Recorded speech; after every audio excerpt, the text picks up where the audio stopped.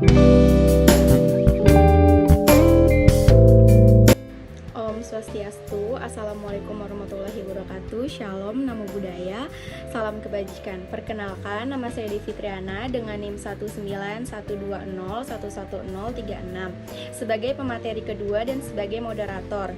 Di sini saya akan memperkenalkan teman-teman kelompok saya yang lainnya. Yang pertama yaitu ada Ida Rifania Rinjani dengan NIM 19120111047 sebagai pemateri pertama.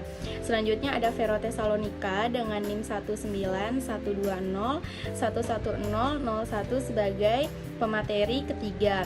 Dan selanjutnya ada Sepri Sri Bina BR Naibaho dengan NIM 19120111003 sebagai pemateri keempat. Nah, di sini kelompok kami akan menjelaskan tentang sikap bahasa. Untuk lebih lanjutnya, mari kita tonton yuk videonya. Peta konsep sikap bahasa. Yang pertama, pengertian. Yang kedua, ciri-ciri. Pengertian sikap dan bahasa. Menurut Triandis 1971, sikap adalah kesiapan bereaksi terhadap suatu keadaan atau kejadian yang dihadapi. Sikap memiliki arti yaitu bentuk tubuh, tokoh, cara berdiri tegak, perilaku atau gerak-gerik, dan perbuatan yang dilakukan berdasarkan pandangan yang timbul akibat suatu hal atau kejadian. Sikap itu terdiri dari 3 komponen, yaitu komponen kognitif, komponen afektif, dan komponen konaktif. Kognitif berhubungan dengan pengetahuan mengenai alam sekitar yang dipergunakan dalam proses berpikir. Afektif menyangkut masalah penilaian baik, memiliki nilai rasa baik atau suka terhadap suatu keadaan.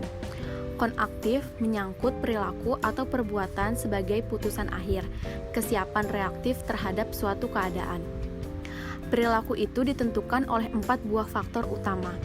Menurut Sugar, pada tahun 1967, yang pertama yaitu adalah sikap, yang kedua adalah norma sosial, yang ketiga adalah kebiasaan, yang keempat adalah akibat yang mungkin terjadi. Menurut Oppheim, pada tahun 1976, menjelaskan bahwa kita belum dapat meramalkan perbuatan atas dasar sikap belaka. Menurut Edward, pada tahun 1957, sikap sebagai penentu perbuatan hanyalah merupakan salah satu faktor saja dan belum tentu merupakan faktor terkuat. Dan menurut Anderson, 1974, sikap terdiri atas 2 macam, yaitu yang pertama kebahasaan, yang kedua sikap non-kebahasaan. Kedua sikap ini, kebahasaan dan non-kebahasaan, dapat menyangkut keyakinan atau kognisi mengenai bahasa. Selanjutnya, ada pengertian sikap bahasa menurut Krida Laksana pada tahun 1982, yaitu sikap bahasa adalah peristiwa kejiwaan dan merupakan bagian dari sikap pada umumnya. Sikap bahasa adalah posisi mental atau perasaan atas menyatakan bahwa sikap bahasa adalah perasaan atau mental terhadap bahasa itu sendiri atau orang lain. Kemudian, ada juga pengertian sikap bahasa menurut Anderson. Sikap bahasa adalah tata keyakinan atau kognisi yang relatif berjangka panjang sebagian mengenai bahasa, memberikan kecenderungan kepada seseorang untuk beraksi dengan cara tertentu yang disenanginya.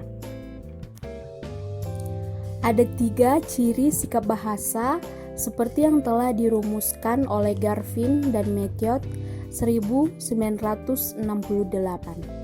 Ketiga ciri sikap bahasa ini ialah yang pertama yaitu kesetiaan bahasa ataupun language loyalty. Kesetiaan bahasa ini mendorong masyarakat untuk mempertahankan bahasanya dan apabila perlu mencegah adanya pengaruh bahasa lain. Yang kedua yaitu kebanggaan bahasa ataupun language pride. Kebanggaan bahasa ini ialah mendorong masyarakat untuk mengembangkan bahasanya dan menggunakannya sebagai lambang identitas dan kesatuan masyarakat.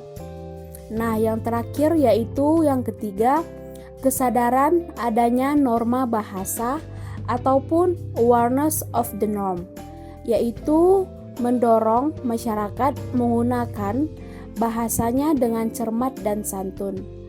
Ini juga merupakan faktor yang sangat besar pengaruhnya terhadap perbuatan, yaitu kegiatan menggunakan bahasa ataupun language use. Nah, ketiga bahasa ini dapat kita masukkan ke dalam ciri-ciri sikap bahasa positif. Nah, selanjutnya ada juga sikap negatif dari sikap dan bahasa. Sikap negatif bahasa bisa terjadi juga apabila seseorang atau sekelompok orang tidak mempunyai lagi rasa bangga terhadap bahasanya dan mengalihkan rasa bangga itu kepada bahasa yang lain bukan miliknya. Kemudian ada dua pendapat menurut Halim dan juga Lambert. Menurut Halim, jalan yang harus ditempuh untuk mengubah sikap negatif itu menjadi sikap bahasa yang positif adalah dengan pendidikan bahasa yang dilaksanakan atas dasar pembinaan kaidah norma bahasa. Di samping norma-norma sosial dan budaya yang ada di dalam masyarakat bahasa yang bersangkutan. Kemudian ada menurut Lambert pada tahun 1967. Motivasi belajar ini mungkin berorientasi pada perbaikan nasib yang disebut orientasi instrumental dan mungkin juga berorientasi pada keingintahuan terhadap kebudayaan masyarakat yang bahasanya dipelajari yang disebut orientasi integratif. Berikut penjelasan dari sikap negatif, sikap, dan bahasa. Sekian penjelasan pembelajaran dari kelompok kami. Kami berharap penjelasan tersebut bisa bermanfaat untuk teman-teman dan yang lainnya. Kami mohon maaf bila ada kekurangan dan pengucapan salah kata. Terima kasih. Om, Santi, Santi, Santi, Om. Wassalamualaikum warahmatullahi wabarakatuh.